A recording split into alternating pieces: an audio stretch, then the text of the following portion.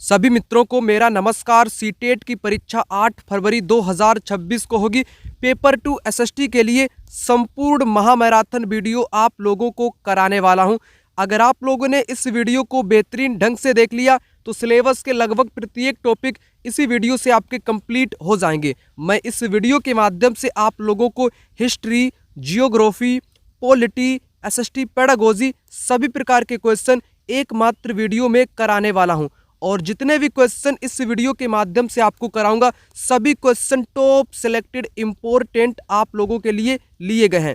और क्वेश्चन से जुड़ी जितनी भी अलग अलग से जानकारी पेपर में अब तक पूछी गई है, क्वेश्चन से जुड़े अन्य प्रकार के क्वेश्चन जितने भी परीक्षा में पूछे गए हैं जो अक्सर पेपर में आया करते हैं, बेबी क्वेश्चन आपको एक साथ यहाँ पर करा दूंगा ताकि अधिक से अधिक क्वेश्चन आपके बिल्कुल कम टाइम में मैं आपको बता सकूं और इम्पोर्टेंट जानकारी होगी उसको भी उसी के साथ बता दूंगा। इसलिए यह वीडियो पेपर के लिए मोस्ट इम्पोर्टेंट वीडियो साबित होगी, क्योंकि 8 फरवरी के दिन जब आप लोग पेपर देने जाओगे आप लोग कहोगे कि हाँ तो इसी वीडियो से क्वेश्चन पेपर में छपे थे। बिल्कुल छपे मिलेंगे, क्योंकि सिलेबस के बाहर क्वेश्चन आपका जाता ही नहीं है। मैं कंप्लीट आपको सब कुछ बता करके चलूँगा।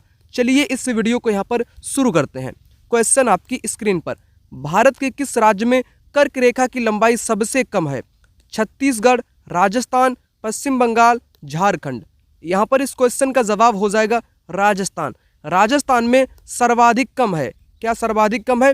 सबसे कम कर्क रेखा की लंबाई आपकी राजस्थान में है। अगर सबसे अधिक पेपर में पूछ ले तब आप कहोगे एमपी, मध्य प्रदेश में सर्वाधिक लंबाई है कर्क रेखा की, जबकि राजस्थान में लगभग 26-27 किलोमीटर इसकी लंबाई है। किसकी? कर्क रेखा की, राजस्थान इलाके में। और पेपर में आपसे पूछ सकता है कि किस किस राज्य में कर्क रेखा भारत की गुजरती है, तो उस पॉइंट को भी समझ लेना उपयोगी रहेगा। चित्र आपके सामने यहाँ पर आ गया है। कर्क रेखा से होकर गुजरने वाले राज्य, एक तो आपका राजस्थान हो गया, गुजरात हो गया, मध्य प्रदेश, छत्तीसगढ़, त्रिपुरा, झारखंड, पश्चिम बंगाल, मिजोरम। ये आपके 8 राज्य हैं। कितने राज्य गुजरते हैं? तो आपकी गिनती के हिसाब से 8 राज्य गुजरते हैं। कई मित्र को ट्रिक नहीं पता होगी कि 8 राज्य कैसे पता करें, तो एक ट्रिक यहाँ पर आप लोग देख सकते हो। याद करने का तरीका है मित्र पर गमछा झार, मित्र पर गमछा झार, मी से मिजोरम, त्रा से त्रिपुरा, पा से पश्चिम बंगाल, गा से गुजरात, मा से मध्य प्रदेश, छा से छत्तीसगढ़, ठीक, और रा से यहाँ पर राजस्थान, झार से झारखंड। इस प्रकार से आपके कुल 8 राज्य हो जाएंगे जो कि कर्क रेखा से गुजरने वाले राज्य हैं। इस पॉइंट को ख्याल में रख लेना। अगला आपकी स्क्रीन पर, ग्लोब के संबंध में निम्न कथनों पर विचार कीजिए। किसके बारे में? ग्लोब के बारे में। ग्लोब जिसको हम लोग विद्यालय या स्कूल में देखा करते हैं या आपने अक्सर देखी होगी ग्लोब। ग्लोब का आकार छोटा बड़ा हो सकता है। ग्लोब आपकी जेब में भी आ सकता है, इतना बड़ा भी हो सकता है, और गुब्बारे जैसे बड़े बड़े भी हो सकते हैं। विषुवत वृत्त शून्य अंश देशांतर को दर्शाता है। क्या पहला स्टेटमेंट यहाँ पर करेक्ट दिया गया है? कथन, विषुवत वृत्त एक काल्पनिक रेखा है जो ग्लोब को 2 बराबर भागों में बांटती है। दूसरी बात करेक्ट है, पहली बात गलत है। क्यों गलत है? आपको कारण इसका पता होना चाहिए, ठीक। तब तक के लिए राइट आंसर आपका बी रहेगा। ए यहाँ पर गलत हो गया। जिन जिन में ए सही है उसको हटाना पड़ेगा। ए सही की बात की गई है, यहाँ पर दोनों की बात की गई, इसलिए गलत हो जाएंगे दोनों। यहाँ पर क्या हो जाएगा आपका? ए गलत है, बी सही है। करेक्ट जवाब आपका सेकेंड जवाब यहाँ पर हो जाएगा। समझो मेरे प्रिय मित्र, यहाँ पर विषुवत रेखा, जैसे मैंने ग्लोब बना लिया, ठीक। विषुवत रेखा जिसको 0 अक्षांश रेखा के नाम से जानते हैं, यह ग्लोब को 2 बराबर भागों में डिवाइड करती है। उत्तरी गोलार्ध, उत्तर वाला ये उत्तरी गोलार्ध, नीचे वाला आपका ये दक्षिणी गोलार्ध। इस रेखा का मान कितना है? 0 अक्ष या अक्षांश रेखा भी इसी को ही बोलते हैं। यहाँ पर क्या लिखा है? देशांतर को दर्शाता है। देशांतर को नहीं दर्शाता है, अक्षांश को दर्शाता है। किसको? अक्षांश को दर्शाता है, ना कि देशांतर को दर्शाता है। इसलिए आपका पहला वाला कथन यहाँ पर गलत हो गया, ठीक। तो वही मैं आपको बता रहा था। तो करेक्ट आंसर आपका इस प्रकार से यहाँ पर हो जाएगा।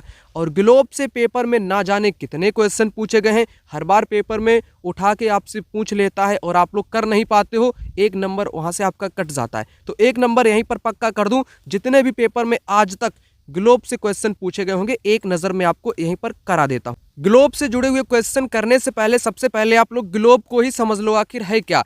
ग्लोब विभिन्न आकार एवं प्रकार के हो सकते हैं। ग्लोब स्थिर नहीं है, उन्हें घुमाया जा सकता है। एक सुई ग्लोब में झुकी हुई अवस्था में होती है, जिसे अक्ष कहते हैं। ग्लोब का चित्र आपके सामने है। ग्लोब कैसे होते हैं? स्थिर नहीं होते, ये घुमाए भी जा सकते हैं। ठीक, उसके बाद मैं आपको बता रहा था विषुवत वृत्त या भूमध्य रेखा के बारे में। ये एक काल्पनिक रेखा जो ग्लोब को दो बराबर भागों में बांटती है, इसे विषुवत वृत्त कहते हैं। ये बीच वाली रेखा है ना, जिसको 0 अक्षांश बोलेंगे, विषुवत रेखा, ऊपर उत्तरी गोलार्ध, नीचे आपका दक्षिणी गोलार्ध, दो पार्ट में डिवाइड कर देता है। पृथ्वी के आधे भाग को उत्तर में उत्तरी गोलार्ध बोलेंगे, दक्षिण में दक्षिणी गोलार्ध के नाम से इसको जानेंगे। उसके बाद पॉइंट, विषुवत वृत्त पृथ्वी पर विभिन्न स्थानों की स्थिति बताने का एक महत्वपूर्ण संदर्भ बिंदु है। तो विषुवत वृत्त क्या बताता है? विभिन्न स्थानों की स्थिति बताने का एक महत्वपूर्ण संदर्भ बिंदु है। ये पॉइंट पेपर में आ चुका है। विषुवत वृत्त से ध्रुवों तक सभी समांतर वृत्तों को अक्षांश रेखा कहा जाता है। अक्षांश रेखा कहा जाता है, ये बात करेक्ट दी गई है। समांतर रेखाएं, ठीक है ना। इस प्रकार की जो रेखाएं आपकी होती हैं ग्लोब पर, इनको क्या बोलते हैं? इनको बोलते हैं अक्षांश रेखाओं के नाम से। अक्षांशों को अंश में मापा जाता है। ठीक, विषुवत वृत्त या भूमध्य रेखा शून्य अक्षांश 0 को दर्शाती है। जैसे ये मैंने बना लिया ग्लोब, इसको जो बीच वाली रेखा डिवाइड करेगी, जिसको भूमध्य रेखा या विषुवत रेखा बोलेंगे, इसका मान कितना होगा? 0 अक्षांश होगा। एक पॉइंट बहुत उपयोगी है, जैसे जैसे हम विषुवत वृत्त से दूर जाते हैं तो अक्षांशों का आकार घटता जाता है। कैसे? जैसे मैंने ये बना लिया, यहाँ पर ये है आपका विषुवत वृत्त। अब विषुवत वृत्त से दूर जाएंगे, चलो हम जा रहे हैं दूर और दूर और दूर और दूर, सबसे अंतिम पॉइंट में सबसे छोटी हो जाएगी ना, आकार क्या होगा? घटता जाएगा। ध्रुवों की ओर जाएंगे, ठीक, तो आकार कैसा हो जाएगा? घटता जाएगा। ठीक, वही पॉइंट यहाँ पर दिया गया है जहाँ से पेपर में बहुत क्वेश्चन आए। अब मैं क्वेश्चन की बात करूँ आपसे, जैसे जैसे हम पूर्वी गोलार्ध से पश्चिमी गोलार्ध की ओर जाते हैं, देशांतर रेखाओं का आकार क्या होता है? जैसे मैं ये क्वेश्चन तभी कर पाओगे जब आपको ग्लोब के बारे में पता हो। मैंने ग्लोब बना लिया, यहाँ पर लिखा पूर्वी गोलार्ध और पश्चिमी गोलार्ध। पूर्वी गोलार्ध आपका ये हो गया, पश्चिमी ये पश्चिमी हो गया, ये आपका पूर्वी हो गया। ठीक, इतना आपने समझ लिया। यहाँ पर पूर्वी गोलार्ध से पश्चिमी की ओर जाते हैं, चलो हम पश्चिम से जा रहे हैं पूरब की तरफ। ठीक, इस प्रकार से जाएंगे या इस तरफ इस प्रकार से जाएंगे, तो इनका जो देशांतर का जो आकार होता है वो समान रहता है, ना इनका घटता है ना ही इनका बढ़ता है। ये पॉइंट स्मरण रख लेना, पेपर में बन जाता है क्वेश्चन। 2023 में आया है। ग्लोब को दो बराबर भागों में बांटने के लिए खींची गई काल्पनिक रेखा को विषुवत रेखा या भूमध्य रेखा के नाम से जानेंगे। एक और क्वेश्चन ग्लोब के बारे में यहाँ पर दिया गया, फिर मैं आगे आपसे बात करूँगा। ठीक, ग्लोब पर अक्षांश देशांतर खींचे गए हैं, करेक्ट। ये अपने अक्ष पर झुकी हुई अवस्था में है, करेक्ट। ये पृथ्वी का वास्तविक प्रतिरूप है, करेक्ट। ये अंडाकार आकृति में नहीं, इसकी आकृति भू आव है, जियोइड। ये बात गलत है, डी गलत आपकी हो जाएगी। डी जिन जिन में होगी उनको आपको इस प्रकार से पेपर के दौरान हटाना पड़ेगा। ए बी सी आपका करेक्ट आंसर हो जाएगा। फिर एक क्वेश्चन, विषुवत रेखा से जैसे जैसे दूर जाएंगे तब क्या होगा? अक्षांश समांतर रेखाओं का आकार कम हो जाएगा। ठीक, ये विषुवत की बात की गई है, जो बीच वाली रेखा है विषुवत, इससे दूर होना है। लो, यहाँ पर दूर हो गए, यहाँ पर दूर हो गए, सबसे नीचे आ गए, तो ये वाली रेखा नीचे वाली कैसी हो जाएगी? यहाँ पर सबसे नीचे ये बीच की है, मान लो विषुवत, इससे हम दूर आ गए यहाँ पर, तो ये आकार घटेगा ना, तो घटेगा भाई। वही मैं आपको बता रहा हूँ। आपने, आशा करता हूँ आपने समझ लिया होगा। और जितने भी नए मित्र पहली बार इस वीडियो को देख रहे हैं, आप सभी को पता, पेपर के लिए आपके पास ज़्यादा समय नहीं है। जिन मित्रों के पास हिम्मत है संघर्ष करने की, पेपर में पास होने की, मैं आपसे यहाँ पर साफ शब्दों में कह दूँ, अगर आपके पास मात्र 4 से 5 दिनों का टाइम है तो आप लोग कूद पड़ो, डूब जाओ पेपर के लिए। कैसे डूबोगे? यहाँ पर समझो बात को। 4 से 5 दिन में आप लोग कंप्लीट एसएसटी, सोशल साइंस, सामाजिक विज्ञान की तैयारी मात्र 4 से 5 दिनों के भीतर कर पाओगे। कंप्लीट 60 नंबर की तैयारी हो जाएगी आपकी बिल्कुल कम समय में। कैसे होगी? इन नोट्स को ले लो जो मैं आपको करा रहा हूँ, ठीक है ना। इन नोट्स में आपको थ्योरी भी मिल जाएगी, इस प्रकार की थ्योरी मिल जाएगी, और पूछे गए सभी वर्षों के क्वेश्चन भी आपको मिल जाएंगे। कंप्लीट आपका अंतिम रिवीजन हो जाएगा, लास्ट रिवीजन आपका इन्हीं नोट्स की सहायता से हो जाएगा। पेपर देने से पहले एक बार आप लोग नोट्स को एक नज़र में डालकर देख लोगे तो आपका कंप्लीट रिवीजन हो जाएगा। नोट्स आपको लेने कैसे, नंबर आपकी स्क्रीन पर शो हो रहा होगा, 9696400597। इस नंबर पे आप लोग कॉल या व्हाट्सएप पर मैसेज करके नोट्स को प्राप्त कर सकते हो। नोट्स का प्राइस 199 रुपये है। ये स्पेशल उन मित्रों के लिए जो लास्ट टाइम रिवीजन करना चाहते हैं, बड़े ही परेशान हैं, तो एक नज़र में क्वेश्चन या थ्योरी दोनों में से एक को देख लेना तो भी आपका काम चल जाएगा। ठीक, क्योंकि पेपर में क्वेश्चन इससे बाहर आपका नहीं जाएगा। क्वेश्चन आपकी स्क्रीन पर, वंदगा शब्द को मध्ययुगीन काल में किसके लिए इस्तेमाल किया जाता था? कुलीन, प्रभावशाली व्यक्ति के लिए, गवर्नर के लिए, गुलामों के लिए, अभिजात वर्गीय के लिए। तो करेक्ट जवाब हो जाएगा गुलामों के लिए। मध्यकाल में, सल्तनत काल में वंदगान के नाम से जाना जाता था। वंदगान जो कि एक फारसी शब्द है, कैसा है? एक फारसी शब्द है, जिसका अर्थ क्या होता है? जिसका अर्थ होता है गुलाम या दास, इसका अर्थ होता है। उस दौरान गुलामों को उच्च पद प्रदान किए जाते थे क्योंकि राजा इन पर अपने पुत्रों से ज़्यादा विश्वास वंदगान गुलाम पर करता था। अगला क्वेश्चन, सुधार आंदोलन को उनके उद्गम स्थान से मिलान करो। कहाँ से ये आंदोलन शुरू हुए? वेद समाज, वेद समाज, प्रार्थना समाज, सिंह सभा। ठीक, सभी को पता है सिंह सभा लाहौर पाकिस्तान। तो सिंह सभा का मिलान आपके इस प्रकार से हो जाएगा। और वेद समाज मद्रास से, प्रार्थना समाज आपका बम्बई से। इस प्रकार से मिलान करेक्ट आपका यहाँ पर हो जाएगा। तो ढूंढ लो कौन सा करेक्ट यहाँ पर आपका दिया गया है। सी का कौन सा है आपका? सी का फर्स्ट, सी का ये करेक्ट है आपका थर्ड जवाब। ठीक, थर्ड यहाँ पर एक कर लो आप लोग। ठीक, ए का आपका सेकेंड और बी का आपका थर्ड, सी का आपका फर्स्ट। करेक्ट हो जाएगा थर्ड वाला। इस प्रकार से मिलान आपका यहाँ पर हो जाएगा। क्या बताया मैंने? इस प्रकार से करो मिलान फटाक से, इस प्रकार से मिलान आपका यहाँ पर हो जाएगा।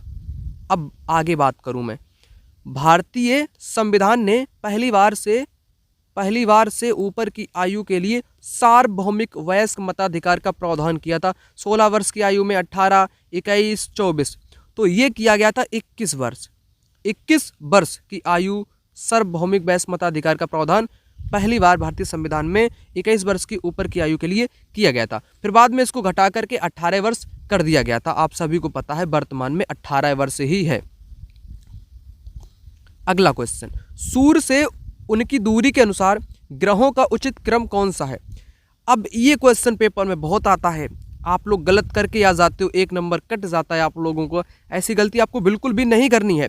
सूर्य से दूरी के हिसाब से तो बुध, शुक्र, पृथ्वी, मंगल, बृहस्पति, शनि, अरुण, वरुण, यूरेनस, नेपच्यून के नाम से जिनको जानते हैं, ये बिल्कुल आपका सही क्रम हो जाएगा। ठीक, ये वाला आपका बिल्कुल कैसा क्रम हो जाएगा? बिल्कुल सही क्रम यहाँ पर हो जाएगा। अब पेपर में बुध से भी क्वेश्चन पूछ लेता है कि कितना दिन लेता है चक्कर लगाने में। 28 डेज का टाइम लेता है और सूर्य के सबसे नज़दीक भी है आपका बुध। शुक्र को पृथ्वी का जुड़वा ग्रह भी बोलते हैं। शुक्र को क्या बोलते हैं? जुड़वा ग्रह के नाम से भी जानते हैं। पृथ्वी जिस पर हम लोग रहते हैं, जल है, जीव जंतु हैं, हम लोग हैं, पानी है, सब कुछ है। ठीक, शनि के पास छल्ले पाए जाते हैं, बृहस्पति सबसे बड़ा है। और आपको यहाँ पर यह भी पता होना चाहिए कि बाह्य ग्रह क्या हैं, कौन चट्टान से बने हैं, कौन गैस से बने हैं, वो भी एक नज़र में आपको बता दूं। यहाँ पर टू द पॉइंट बातों को आप लोग समझो। ग्रहों, हमारे सौर मंडल में 8 ग्रह एक निश्चित पथ में सूर्य का चक्कर लगाते हैं। सूर्य से दूरी के हिसाब से ग्रहों का क्रम, बुध, शुक्र, पृथ्वी, मंगल, बृहस्पति, शनि, यूरेनस, नेपच्यून। बुध सूर्य के सबसे नज़दीक है, जो 28 दिन का टाइम लेता है। कितना? 28 डेज का टाइम लेता है चक्कर लगाने में। अब मैं 2 प्रकार के ग्रहों की बात यहाँ पर कर लेता हूँ। एक आपका आंतरिक ग्रह, दूसरा आप लोगों का बाह्य ग्रह। इन दोनों में अंतर स्पष्ट कर दूँ। बुध, शुक्र, पृथ्वी, मंगल ये आंतरिक हैं और ये छोटे होते हैं। ये सूर्य से बहुत नज़दीक हैं। जो नज़दीक हैं सूर्य के, वो आपके आंतरिक हैं। ये आपके चट्टान से बने हैं, इनको चट्टानी ग्रह भी कहते हैं। जबकि बाह्य ग्रह आपके बड़े हैं, बृहस्पति, शनि, अरुण, वरुण। सूर्य से ये दूर हैं, आकार में बड़े हैं, गैस और तरल पदार्थ से बने होते हैं। इनको गैसीय ग्रह भी बोला जाता है। ग्रहों के पास अपना कोई प्रकाश नहीं होता, ये पता होना चाहिए। ये तारों के प्रकाश से प्रकाशित होते हैं। अब पूछ लिया गैसीय ग्रह कौन सा है? जो बड़े होंगे, जो सूर्य से दूर होंगे, बृहस्पति, शनि, यूरेनस, नेपच्यून, ये आपके गैसीय ग्रह हो जाएंगे। एक रोचक तथ्य भी आप लोग जान लो, बृहस्पति, शनि, यूरेनस के चारों ओर छल्ले हैं। ये छल्ले विभिन्न पदार्थों के असंख्य छोटे छोटे बने पट्टियों से बने हैं। ठीक, बुध को समझो एक नज़र में। बुध सूर्य से सबसे नज़दीक है, सूर्य का चक्कर 88 दिन में लगाता है। शुक्र को समझो, शुक्र को पृथ्वी का जुड़वा ग्रह माना जाता है क्योंकि आकार पृथ्वी के लगभग समान ही है। ठीक, तो बुध से क्वेश्चन भी ये 88 दिन का टाइम लेता है। सौरमंडल 8 ग्रह हैं, वो एक निश्चित पथ में अपना चक्कर लगाते हैं। ठीक है ना? तो ये बातें आपकी कैसी हो जाएंगी? करेक्ट। चारों छल्ले किस में है? बृहस्पति, शनि, यूरेनस, नेपच्यून। बृहस्पति में नहीं है, शनि, नेपच्यून, यूरेनस में है। ABC, बृहस्पति, शनि, यूरेनस इन 3 में है, नेपच्यून में आपका नहीं है। ठीक, शनि, बृहस्पति, यूरेनस इनमें आपके छल्ले पाए जाते हैं। पेपर में बार बार क्वेश्चन रिपीट होता है। तो लगभग मैंने जो ग्रह जो बताने का मेरा केंद्र बिंदु था वो मैंने आप लोगों को बता दिया, ताकि आप लोगों को सारी चीज़ पता हो जाए। अगला क्वेश्चन यहाँ पर कहता 19वीं शताब्दी के आदिवासी समूह के बारे में 2 कथन पढ़ें और सही विकल्प का चयन करें। किसके बारे में है? पहले तो क्वेश्चन को समझो। 19वीं शताब्दी के आदिवासी समूह के बारे में है। वे झूम खेती करते थे। झूम खेती यानी कि वनों को काटकर जला देने वाली खेती। जानवर का शिकार करते थे। वन उत्पादों को वो इकट्ठा करते थे। जंगल में जो लोग रहेंगे आदिवासी लोग, वे झूम ही खेती करेंगे, कर्तन दहन ही खेती करेंगे और जानवरों का शिकार ही करना उनका काम है और वन से उत्पादों को इकट्ठा करेंगे। और बी कहता है वे एक ही जगह खेती करते थे, जानवरों का पालन करते थे और उनका पोषण करते थे। दोनों बातें बिल्कुल करेक्ट दी गई हैं आदिवासी समूह के बारे में। उसके बाद अगला, निम्न जोड़ों पर विचार करें। रूढ़ प्रतीक मानचित्र की एक विश्वव्यापी भाषा होती है जिसे सभी आसानी से समझ सकते हैं। रूढ़ प्रतीक चिन्ह क्या है? जैसे आपने भूगोल में पढ़ा होगा, है ना, जैसे मंदिर को इस प्रकार से दर्शाया जाता है, गिरजाघर को इस प्रकार से दर्शाया जाता है, मस्जिद को दर्शाया जाता है, सड़क को इस प्रकार से, नदी को इस प्रकार से। तो ये एक विश्वव्यापी भाषा है मानचित्र की, जिसे रूढ़ प्रतीक चिन्ह के नाम से जानते हैं। रेखा चित्र बड़े पैमाने पर छोटा क्षेत्र का आरेखण नहीं, ये रेखा चित्र नहीं है। खाका एक आरेखण जो याददाश्त और स्थानीय प्रेक्षण पर आधारित होता है, ये भी गलत है। ये दोनों बातें ये गलत हैं, है ना, एक दूसरे से संबंधित नहीं है, ये गलत है। यहाँ पर विपरीत कर दिया गया। खाका ऊपर का होना चाहिए था, मानचित्र आपका रेखा चित्र नीचे का होना चाहिए था। सिर्फ और सिर्फ ए आपका करेक्ट है, रूढ़ प्रतीक वाला, केवल ए करेक्ट आंसर हो जाएगा। अब समझ लो ये तीनों चीज़ हैं क्या। देखो, मानचित्रों की एक विश्वव्यापी भाषा होती है जिसे सभी आसानी से समझ सकते हैं। इन प्रतीकों के उपयोग के संबंध में एक अंतर्राष्ट्रीय सहमति है। ये रूढ़ प्रतीक चिन्ह कहलाते हैं। क्या कहलाते हैं? रूढ़ प्रतीक चिन्ह कहलाते हैं। अब रेखा चित्र को समझो। रेखा चित्र एक आरेखण है जो पैमाने पर आधारित ना होकर याददाश्त और स्थानीय प्रेक्षण पर आधारित होता है। तो रेखा चित्र जो होता है ना, ये याददाश्त और स्थानीय प्रेक्षण पर आधारित होता है। कभी कभी किसी क्षेत्र के कच्चे आरेखण की आवश्यकता वहाँ के स्थान को दूसरे स्थान के सापेक्ष दिखाने के लिए होती है। मान लीजिए आप अपने मित्र के घर जाना चाहते हैं, लेकिन आपको रास्ते की जानकारी नहीं है। आपका मित्र अपने घर के रास्ते को बताने के लिए कच्चा आरेखण बना सकता है। इस प्रकार कच्चे आरेख को बिना पैमाने की सहायता से खींचा जा सकता है, जिसे रेखा चित्र कहेंगे, जो कि याददाश्त और स्थानीय प्रेक्षण पर आधारित होता है। अब खाका को समझ लो। खाका क्या है? एक छोटे क्षेत्र का बड़े पैमाने पर खींचा गया रेखा चित्र। मान लो कोई छोटा क्षेत्र है, उसका बड़े पैमाने पर रेखा चित्र खींच लिया गया, तो उसको खाका बोलेंगे। एक बड़े पैमाने वाले मानचित्र में बहुत सी जानकारियां प्राप्त होती है, लेकिन कुछ ऐसी चीज़ें होती हैं जिन्हें हम कभी कभी जानना चाहते हैं, जैसे किसी कमरे की लंबाई एवं चौड़ाई, जिसे मानचित्र में नहीं दिखाया जा सकता है। उस समय हम लोग बड़े पैमाने वाले एक रेखा चित्र खींच सकते हैं, जिसे खाका के नाम से जानेंगे। चलो आगे बात करूं।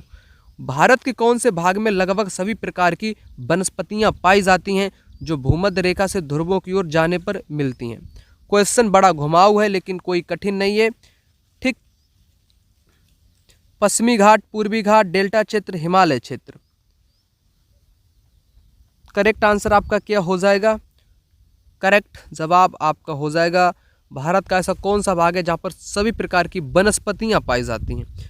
वनस्पतियाँ आपकी हिमालय क्षेत्र में पाई जाती हैं, जो भूमध्य रेखा से ध्रुवों की ओर जाने पर मिलती हैं। अगर ये क्वेश्चन में उसका आंसर बताने का यहाँ पर ये प्रयास कर लिया, कभी कभी क्वेश्चन पूछते पूछते उसमें आंसर छिपा देता है। भूमध्य रेखा की ओर, भूमध्य रेखा से ध्रुवों की ओर, समझो क्या समझोगे आप?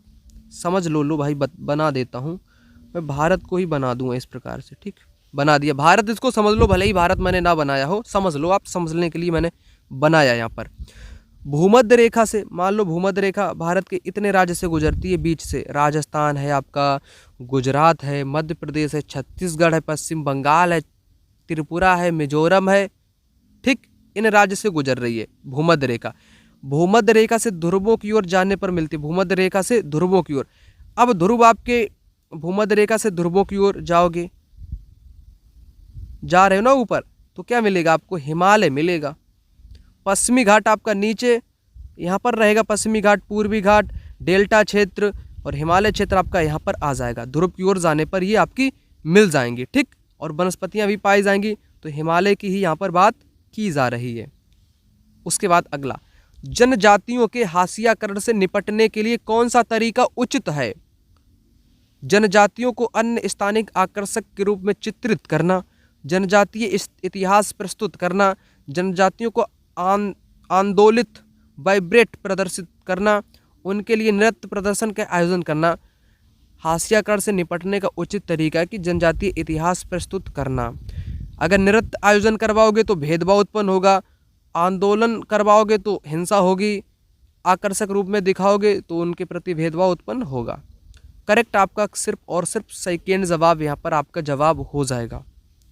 अगला क्वेश्चन यहाँ पर देखो, निम्नलिखित में से कौन सा कथन सामाजिक सुधार और जातीय उन्मूलन के संदर्भ में सही है? राजा राम मोहन राय ने जातिगत असमानता को चुनौती देने वाली बुद्ध संप्रदाय की एक पाठ सामग्री का अनुवाद किया था। बिल्कुल किया था, करेक्ट बात है। सिंह सभा के नेता ने केवल धार्मिक शिक्षण पर बल दिया, नहीं, इसने सभी पर बल दिया, ये बात गलत है। पेरियार ने सभी धर्मों के आदर्शों को एक साथ लाने और आध्यात्मिक अभ्यासों के द्वारा मोक्ष के लिए प्रयास किया, नहीं, इन्होंने कोई भी धर्म नहीं, इनको धर्म से स्वतंत्रता दिलाने के लिए इन्होंने काम किया है कि धर्म की जंजीरों को छोड़ो। और इन्होंने स्वाभिमान आंदोलन चलाया पेरियार ने, है ना। हिंदू वेद पुराणों के कट्टर आलोचक, मनु द्वारा रचित मनु संहिता, भगवत गीता, रामायण, इनके कट्टर आलोचक कौन है? पेरियार साहब हैं। परमहंस मंडली के बहुत से सदस्य चरमकार थे, चमड़े का कार्य करने वाले थे, नहीं, चमड़े का काम करने वाले गुरु घासीदास के साथ लोग थे, न कि परमहंस मंडली। अब मुझे आपको ये सारी चीज़ यहाँ पर बतानी पड़ेंगी। जवाब आपका पहला हो गया। अब मुझे क्या बताना पड़ेगा? परमहंस मंडली के बारे में, पेरियार के बारे में, सिंह सभा के बारे में, राजा राम मोहन राय के बारे में। मैंने पहले भी बताया, इन्होंने बौद्ध संप्रदाय की किताब का अध्ययन किया, ठीक, जातीय उन्मूलन के लिए। पहला करेक्ट है। अब मैं इन तीनों के बारे में थोड़ा सा टाइम लूँगा ताकि कन्फ्यूज़न आपका दूर हो सके, इनके बारे में आपको जानकारी प्राप्त हो सके। यहाँ पर आप लोग समझो इम्पोर्टेंट पॉइंट। राजा राम मोहन राय ने जाति व्यवस्था की आलोचना करने वाले पुराने बौद्ध ग्रंथ का अनुवाद किया। जाति आलोचना करने वाले पुराने बौद्ध ग्रंथ का अनुवाद उन्होंने किया। अब ये मैंने उनकी बात बताई, राजा राम मोहन राय की। प्रार्थना समाज भक्ति परंपरा का समर्थक था, जिसमें सभी जातियों की आध्यात्मिक समानता पर जोर दिया गया, सभी समानता पर, ठीक। जाति उन्मूलन के लिए काम करने वाली बंबई में 1840 में परमहंस मंडली का गठन किया गया। ये पॉइंट इंपॉर्टेंट है। और इन सुधारकों ने या संगठनों ने बहुत सारे सदस्य ऊंची जातियों के भी थे। गुप्त बैठकों में ये भोजन और स्पर्श जैसे मामलों में जातीय कायदे कानून का उल्लंघन करते थे, जिससे अपने जीवन में सभी जातीय पूर्वाग्रहों को बंधनों से निजात पा सकें। तो ऐसे भी लोग भारत में हुए। उसके बाद विद्यालय खुलने लगे ईसाई प्रचारक आदिवासी लोगों के लिए, ठीक है ना। फिर उसके बाद एक महार जाति के लिए महार जाति के लोगों को रेजिमेंट में नौकरी भी मिल गई। अंबेडकर महार थे, उनके पिता सैनिक स्कूल में पढ़ाते थे। अभी महार वाला भी आपको कराऊंगा, इतना इम्पोर्टेंट था। परमहंस मंडली वाला भी मैंने आपको बता दिया, बम्बई में हुआ गठन, ठीक। और क्या है, वेद समाज किससे प्रेरित है? ये ब्रह्म समाज से प्रेरित आपका हो जाएगा, ठीक। उसके बाद प्रार्थना समाज को समझो। 1868 में बंबई में स्थापित प्रार्थना समाज ने जातीय संबंधों को खत्म करने और बाल विवाह के उन्मूलन के लिए प्रयास किए, ठीक है ना। महिलाओं को शिक्षा के लिए प्रोत्साहित किया, विधवा विवाह पर लगी पाबंदी के खिलाफ आवाज उठाई। उसकी धार्मिक बैठकों में हिंदू बौद्ध ईसाई ग्रंथों पर विचार विमर्श किया गया प्रार्थना समाज में। ब्रह्म समाज क्या है? ब्रह्मो समाज की स्थापना 1830 में की गई। यह संस्था सभी प्रकार की मूर्ति पूजा बलि के विरुद्ध थी। इसके अनुयायी उपनिषदों में विश्वास रखते थे, ठीक, ये भी आपको पता होना चाहिए। यंग बंगाल आंदोलन हेनरी डेरोजियो से जुड़ा हुआ है। ठीक, सिंह सभा समझो, फिर मैं आगे बात करूं। सिंह सभा सिखों के सुधारवादी संगठन के रूप में सिंह सभाओं की स्थापना 1873 में अमृतसर में की गई। बाद में 1879 में लाहौर में सिंह सभा का गठन किया गया। सिख धर्म को अंधविश्वासों, जातीय भेदभाव, ऐसे आचरण जिसे गैर सिख समझती थी, उसे मुक्ति कराने का प्रयास किया। उन्होंने सिखों को शिक्षा के लिए प्रोत्साहित किया, जिसमें अक्सर आधुनिक ज्ञान के साथ साथ सिख धर्म के सिद्धांतों को भी पढ़ाया जाता था। ठीक, परमहंस मंडली का गठन किस लिए किया गया 1840 में बंबई में? तो जाति उन्मूलन के लिए किया गया, जाति उन्मूलन के लिए किया गया। अगला क्वेश्चन यहाँ पर कहता है अभिकथन ए, वे स्थान जो ग्रीनिच के पूर्व में है उनका समय ग्रीनिच के आगे होगा। कारण, चूंकि पृथ्वी पूरब से पश्चिम का चक्कर लगाती है तथा सूर्य पूर्व में पहले उदित होता है या उगता है। सही विकल्प का चयन करें। क्वेश्चन बार बार इस प्रकार का पेपर में आपको देखने को मिला होगा, तो यहाँ पर 2-3 बातें आपको समझ लेनी उपयोगी रहेंगी। देखो, पहले जो पूर्व में हो ग्रीनविच के, उनका टाइम कैसा होगा? आगे होगा। पूरब का टाइम आगे होगा, और जो स्थान पश्चिम में होंगे ग्रीनविच के, उनका टाइम पीछे होगा। ये समझो, पश्चिम से पीछे, पा से पा, पूरब का टाइम आगे होगा। ये बात 2 क्लियर होनी चाहिए आपकी। ठीक, अब क्वेश्चन की बात करूं, जो स्थान पूरब में है तो उनका टाइम आगे होगा, पहली बात करेक्ट हो गई। और पृथ्वी कैसे चक्कर लगाती है आपको पता है? पृथ्वी पश्चिम से पूरब की ओर चक्कर लगाती है। पृथ्वी कैसे लगाती है? पश्चिम से पूरब की ओर लगाती है, इसलिए सूर्य पूरब में उदय होता है। तो पश्चिम से पूरब की ओर, यहाँ पर लिखा पूरब से पश्चिम की ओर, जो कि गलत कर दिया, विपरीत कर दिया। तो यहाँ पर आपकी दूसरी बात गलत होगी, पहली बात सही हो गई। क्या होगा जवाब? ए सही है, आर गलत है।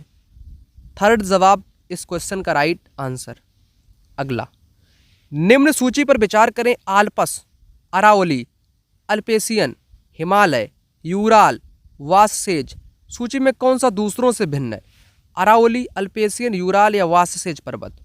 यहाँ पर पर्वतों के नाम दिए गए, इनमें से आपको भिन्न वाला बताना है, कौन सा भिन्न है। तो भिन्न आपका वाससेज है। वाससेज क्यों है?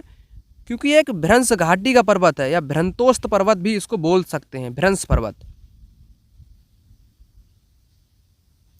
और अरावली, अल्पेशियन, यूराल, हिमालय ये आपके युवा बलित पर्वत हैं। कैसे हैं? ये आपके बलित पर्वत हैं, बाकी बलित पर्वत हैं। भ्रंश पर्वत को छोड़ करके, इस वाले को, वाससेज को छोड़ करके सारे के सारे आपके बलित पर्वतों के नाम दिए गए हैं। तो भिन्न कौन सा हुआ? आपका वाससेज, जो कि अन्य से भिन्न है। नेक्स्ट, सही विकल्प के साथ मिलान करें आप लोग। बीकानेर, मुंबई, मौसिनराम, द्रास। इसको द्राक्ष लिख सकते हैं, द्राक्ष। ठीक, अब देखो, मैंने कई बार वीडियो में आपको बताया द्राक्ष का मतलब क्या होता है। द्राक्ष का मतलब होता है लद्दाख। द्राक्ष का नाम लद्दाख भी है, और द्राक्ष का अर्थ होता है ठंडा। लद्दाख कैसा है? ठंडा मरुस्थल है ना, तो द्राक्ष का मतलब होता है ठंडा। तो द्राक्ष का मिलान आपका ठंडा के साथ हो जाएगा। डी का IV सिर्फ इसी में दिया गया है, तो आंख मूंद के आप लोग करेक्ट आंसर ठोक दोगे, दूसरा वाला हो जाएगा। मानसीराम में सर्वाधिक वर्षा होती, सर्वाधिक वर्षा मेघालय। ठीक, पता है आपको? ठीक, पता ना आपको? और बीकानेर कैसा है भाई? बीकानेर आपका गरम, बीकानेर बहुत गरम है, क्योंकि राजस्थान का इलाका गरम है। और मुंबई कैसा है? आर्द्र है। ठीक, आर्द्र है, ना ज़्यादा सर्दी ना ज़्यादा गर्मी, आर्द्र। समझ गए? इस प्रकार से मिलान आपका यहाँ पर हो जाएगा करेक्ट। नेक्स्ट, मिलान करें, उपयुक्त विकल्प का चयन करें। अक्षय, अपर्दन, विसर्प, तटबंध। तो मैंने कई बार आपको बताया विसर्प। विसर्प क्या होता है? नदी जब मैदानी क्षेत्र में प्रवेश करती है, तो वह बड़े बड़े मोड़ बनाकर बहती है, सर्प की तरह, इस प्रकार से रेंगने लगती है, तो इसको बोलते हैं विसर्प आकृति। नदी द्वारा निर्मित बड़े मोड़, विसर्प। सी का चौथा इसमें भी है, इसमें भी है, ये हटा दो, ये हटा दो। ठीक, और मैंने तटबंध भी बताया, नदी के किनारे उत्थित तट। तो डी का तीसरा इसमें भी दिया गया, इसमें भी दिया गया है। ठीक है ना। अक्षय, अपर्दन। अक्षय का मतलब होता है, क्या होता है?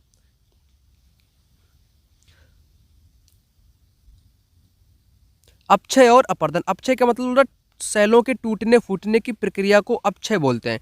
अपर्दन होता है उसके बह जाने की प्रक्रिया को। ठीक, इस प्रकार के भूदृश्य पर होने वाला क्षय, सेलों का टूटना फूटना, अपक्षय और अपर्दन। तो एका सेकेंड करेक्ट आंसर दूसरा विकल्प आपका यहाँ पर हो जाएगा। कौन सा? दूसरा विकल्प यहाँ पर हो जाएगा करेक्ट आंसर। अगला क्वेश्चन यहाँ पर कहता है किस देशांतर को भारत के लिए मानक यामोत्तर माना गया है? सभी को पता है 82.5, कितना? 82.5 माना गया है। 82 डिग्री 30 अंश पूर्व करेक्ट हो जाएगा। ये जवाब आपका कैसा हो जाएगा? करेक्ट यहाँ पर हो जाएगा। उसके बाद अगला कथन ए, कृषि मजदूर काम की तलाश में शहरों में प्रवासन करते हैं। जो कृषि मजदूर होते हैं वो शहर की ओर प्रवास करते हैं। उनका कारण क्या है? उनका कारण बताया गया है कि कृषि और कारखानों का काम अल्पकालीन यानी कि थोड़े समय के लिए होता है, जिस कारण कृषि मजदूरी और अल्पकालिक कारखाने में काम करना सरल हो जाता है। ये कारण भी उसका सही है। करेक्ट आंसर आपका पहला विकल्प यहाँ पर हो जाएगा। क्यों होगा? क्योंकि लोग जो गांव के जो लोग हैं ना, कृषि क्षेत्र या कृषि मजदूर है, वो काम की तलाश में शहर क्यों चला जाता है? इसलिए चला जाता है क्योंकि उसको ग्रामीण क्षेत्र में या कृषि क्षेत्र में काम नहीं मिलता है, काम अल्पकालीन का होता है या कारखानों का भी काम अल्पकालीन का होता है, इसलिए वो काम करना सरल हो जाता है और वो शहर की ओर चला जाता है। तो पहला करेक्ट आंसर है आपका। उसके बाद इनमें से कौन सा कारण आदिवासियों का अंग्रेजों के प्रति खुला विद्रोह का कारण बना? आदिवासियों का अंग्रेजों के प्रति खुला विद्रोह का कारण क्या था? आखिर आदिवासी लोगों ने अंग्रेजों के प्रति विद्रोह खड़ा क्यों कर दिया? अंग्रेज आदिवासियों को प्रत्यक्ष रूप से उत्पाद नहीं खरीदकर बिचौलियों के माध्यम से खरीदते थे। आदिवासियों के रेशम अंग्रेजी बाजार और व्यापारी स्वीकार नहीं कर रहे थे। अंग्रेजों ने सारे जंगल पर नियंत्रण स्थापित कर लिया था और आदिवासियों का जंगलों में आना प्रतिबंधित कर दिया था। इस कारण आदिवासी लोगों ने आंदोलन को शुरू कर दिया, है ना, खुला विद्रोह करने लगे। क्योंकि आदिवासी लोगों का जंगल पर नियंत्रण नहीं था, अंग्रेजों ने छीन लिया नियंत्रण और आना, जंगलों में आना उनको प्रतिबंध लगा दिया, आ नहीं सकते थे। तो इस कारण खुला विद्रोह आदिवासी लोगों ने अंग्रेजों के प्रति किया। यही इसका एक मुख्य कारण है, थर्ड ऑप्शन। नेक्स्ट, औपनिवेशिक भारत के संदर्भ में इन वक्तव्यों पर विचार करें और सही विकल्प ढूंढें। अंग्रेजों ने जनजातियों के कल्याण के लिए वनों में गांव बसाने का निर्णय लिया।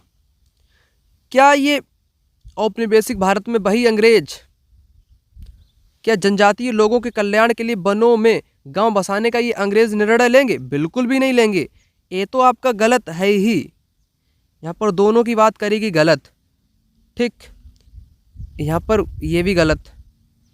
औपनिवेशिक अधिकारियों ने जनजातियों को इस शर्त पर कि वे वन विभाग के लिए श्रमिकों के रूप में काम करेंगे, वनों में कुछ टुकड़े भूमि पर झूम खेती करने की अनुमति थी। ये करेक्ट है बात कि उनको एक शर्त पे रखा गया कि वो मजदूर की तरह काम करेंगे, छोटे टुकड़े पर, वनों में कुछ टुकड़े भूमि पर वो झूम खेती भी कर सकते हैं, ये आदेश दिया गया था। लेकिन कल्याण करने के लिए गांव नहीं बसाने को कहा। ये बात गलत है आपकी। सिर्फ बी सही होगी। ए असत्य, बी सत्य। करेक्ट आंसर दूसरा विकल्प। ए गलत, ये सही।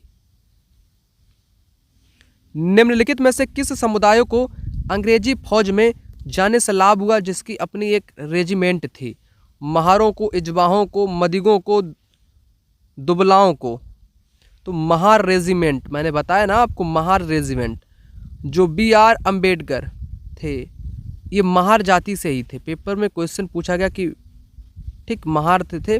महाराष्ट्र में यह जाति आपकी पाई जाती है ज़्यादातर।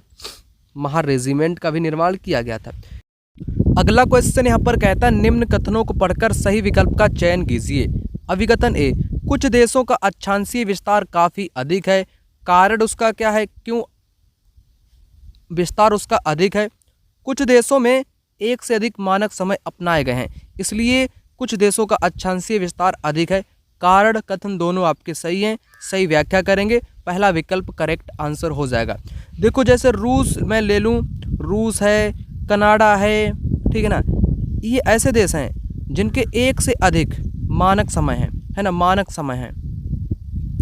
मानक समय इनके कितने हैं? एक से अधिक हैं, क्योंकि इनका इनका अक्षांशीय विस्तार अधिक है। अक्षांशीय विस्तार अधिक होने के कारण कुछ देशों में अधिक मानक समय अपनाए गए हैं। ईश्वर चंद्र विद्यासागर ने प्राचीन ग्रंथों का हवाला दिया, किस लिए दिया? सती प्रथा को खत्म करने के लिए, लड़कियां पढ़ सकें, विधवाएं विवाह कर सकें, सभी जातियों में समानता स्थापित करने के लिए।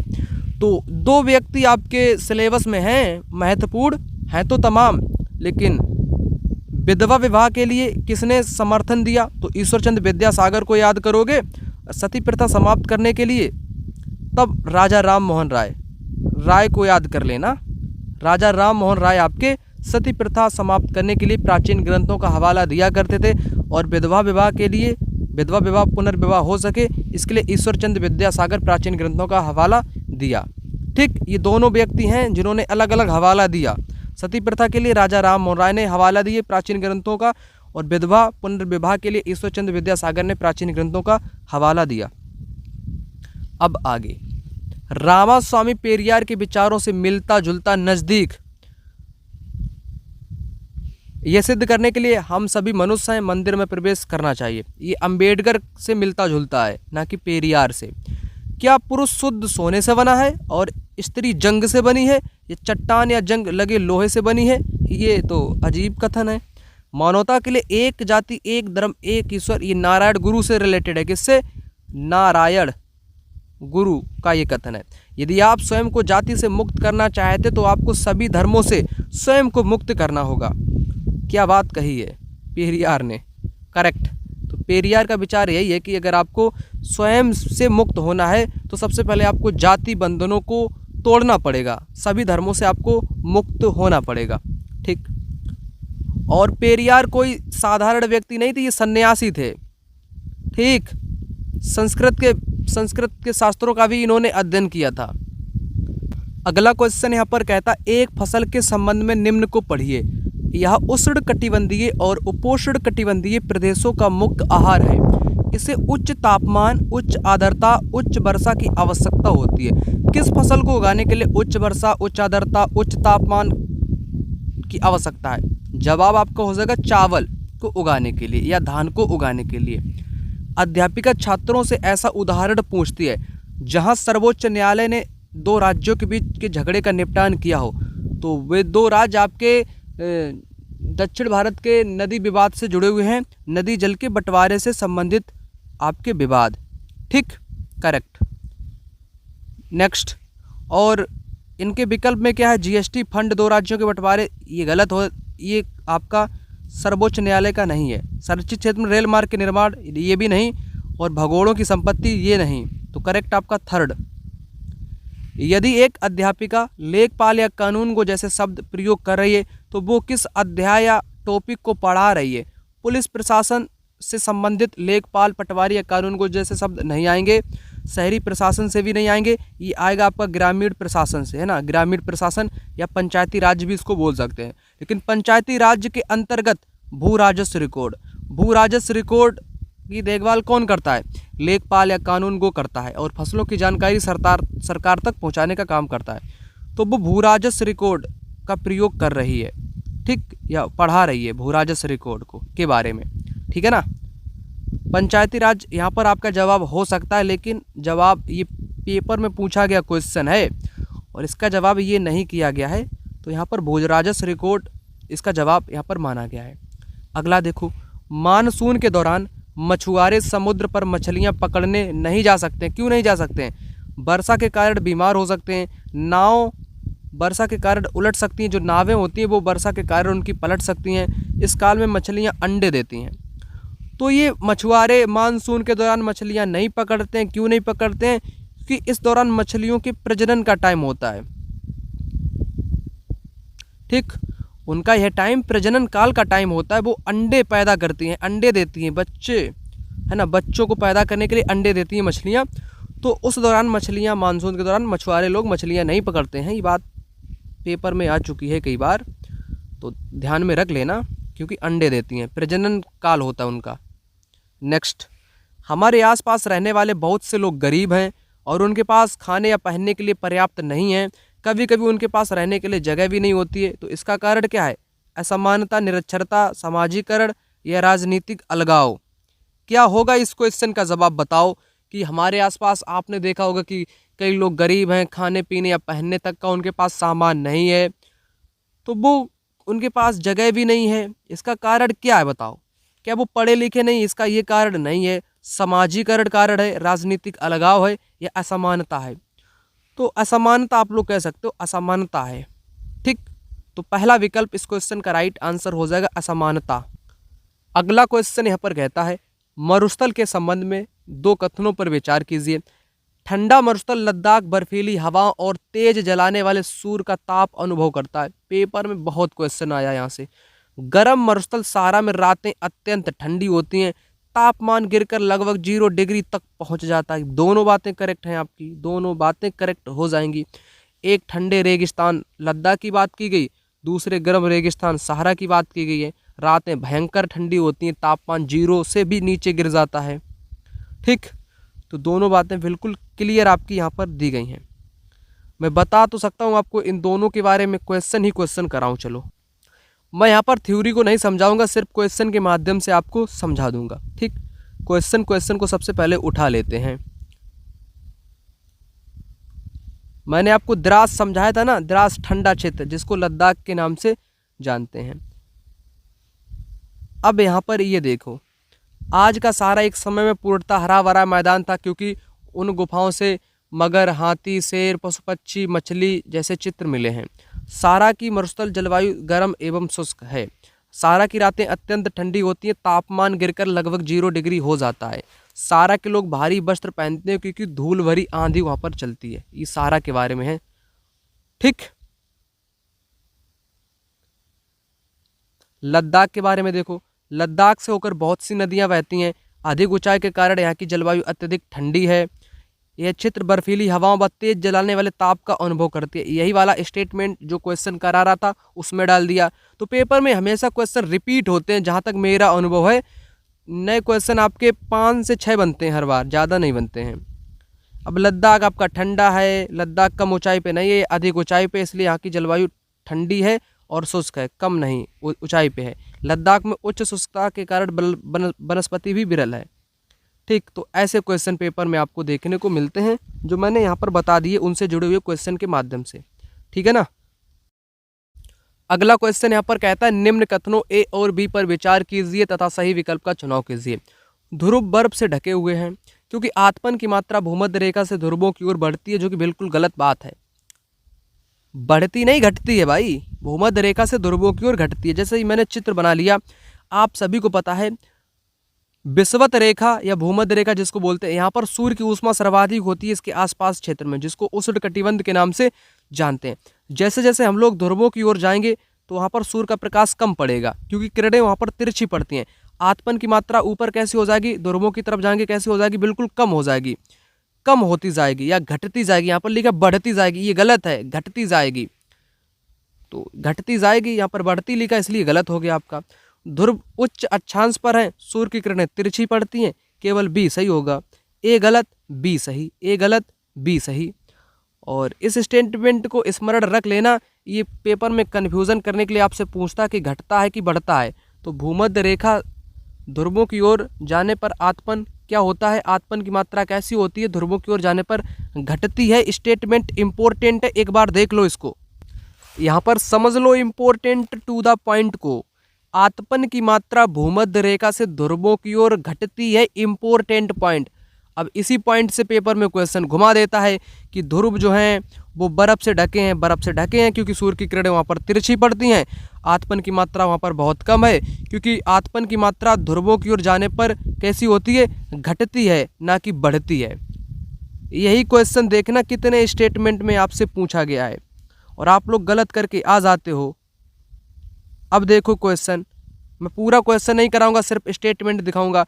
आतपन की मात्रा भूमध्य रेखा से ध्रुवों की ओर बढ़ती है, जो कि गलत है, ना घटती है।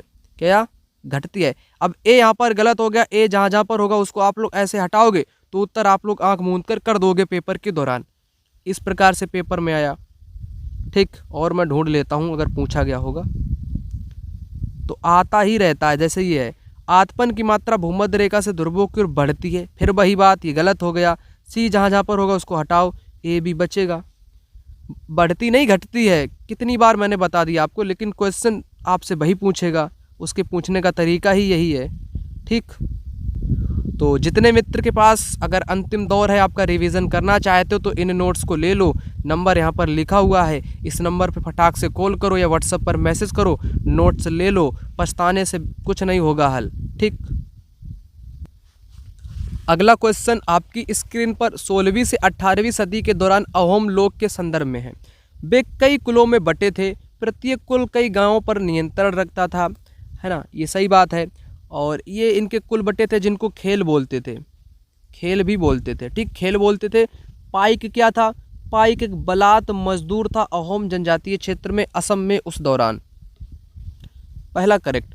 उनके अपने जनजातीय देवता भी थे, करेक्ट। उनका अन्य जनजातीय लोगों जैसे कोच हाजों के साथ गठबंधन नहीं था, इन्होंने कोच हाजों को हराया था, गठबंधन नहीं था। सी जहाँ जहाँ पर दिखे उसको हटाओ, पहले हटा दिया हमने। वर्ण समाज के लोगों द्वारा भूमि अधिग्रहण करना अहोम राजा द्वारा प्रतिबंधित था, ये भी गलत है। ए बी पहला करेक्ट है, ए और बी। इस क्वेश्चन में ए और बी आपके ये दो ही आपके करेक्ट दिए गए हैं और नीचे वाले आपके गलत दिए गए हैं, ए बी करेक्ट। नेक्स्ट, असहयोग आंदोलन के विषय में बताइए आप। इस आंदोलन के दौरान विदेशी कपड़ों के आयात में अत्यधिक वृद्धि हुई, जो कि गलत है। वृद्धि कहाँ से होगी? जब भारत के लोग स्वदेशी अपना लिए थे असहयोग आंदोलन में और विदेशी कपड़ों की होली जलाई गई थी, तो वृद्धि होगी ही नहीं। ए जहाँ जहाँ पर दिखे उसको सबसे पहले ख़त्म करो, ख़त्म कर दिया। इस आंदोलन ने ब्रिटिश प्रदत्त उपाधियों को लौटा दिया गया और विधानमंडलों का बहिष्कार कर दिया, करेक्ट। इस आंदोलन के दौरान विदेशी कपड़ों की होली जलाएगी, करेक्ट हो जाएगा। तो बी और सी, बी सी दूसरे में दिए गए हैं जो कि करेक्ट आंसर हो जाएंगे। पहला यहाँ पर गलत आपका हो चुका। नेक्स्ट, नीचे दी गई ए बी के विशेषताओं के आधार पर वायुमंडल की परत की पहचान करें। आयन मंडल इस परत का एक भाग है, रेडियो संचार में यह मदद करती है। तो यह है आपकी बाह्य वायुमंडल की बात की गई, बाह्य मंडल की बात की गई है। ठीक, मध्य मंडल में क्या होता है? उल्का पिंड आने पर आपका जल जाता है, उल्का पिंड आने पर जल जाता है। समताप मंडल में आपके वायुयान हवाई जहाज आपके उड़ते हैं। ओजोन परत पाई जाती है, मौसम की कोई घटना घटित नहीं होती है। क्षोभ मंडल में मौसम की सारी घटनाएं आपकी होती हैं, आंधी तूफान ओलावारी सब कुछ। राइट आंसर फोर्थ ऑप्शन यहाँ पर हो जाएगा। अगला देखो, दीवान ए खास आम की वास्तु विशेषताएं, ये वास्तु विशेषताएं जैसे विचार देती हैं कि राजा भगवान का प्रतिनिधि होता था। दीवान ए खास, ठीक। जनसभा कक्ष मस्जिद के सदृश बनाया गया, करेक्ट। राजा के बैठने का ऊंचा सिंहासन यह दर्शाता कि वह सबसे ऊपर है, ऐसा नहीं, वो यह दर्शाता कि सभी लोग उसकी दृष्टि में समान है, सबसे ऊपर नहीं। बी तो आपको हटाना पड़ेगा, हटा दिया हमने बी। ए सी आपके सामने बचा जो कि करेक्ट जवाब हो जाएगा, ए और सी। सिंहासन को इस तरह रखा गया कि मुस्लिम प्रार्थना के समय यह उनके मुंह की दिशा में सामने हो। ये क्वेश्चन है आपका इमारतों से जुड़ा हुआ। ए बी क्या हुआ, ए सी। ये ओल्ड एनसीईआरटी का चैप्टर है ना। तो मैं ओल्ड एनसीईआरटी भी एक वीडियो में आपको ख़त्म कर दूंगा, भले ही 2 घंटे का टाइम लगे मुझे, मैं वो भी आपको पढ़ा दूंगा। पूर्वकालिक रियासतों की श्रेणी के अंतर्गत कौन से राज्य थे? वे राज्य जिसके शासक ने भारत में विलय स्वीकार कर लिया था, करेक्ट। वे राज्य जिसके शासकों ने पाकिस्तान में विलय कर लिया था, करेक्ट। जिन्हें प्रशासनिक इकाई के रूप में राज्य का दर्जा प्राप्त होने तक रखा गया, करेक्ट। वे राज्य जिन्हें यूरोपीय उपनिवेश के रूप में बनाए रखा गया, जैसे गोवा, पुदुचेरी, ये गलत है, ठीक। ए बी सी करेक्ट हो जाएगा, फोर्थ विकल्प ए बी सी।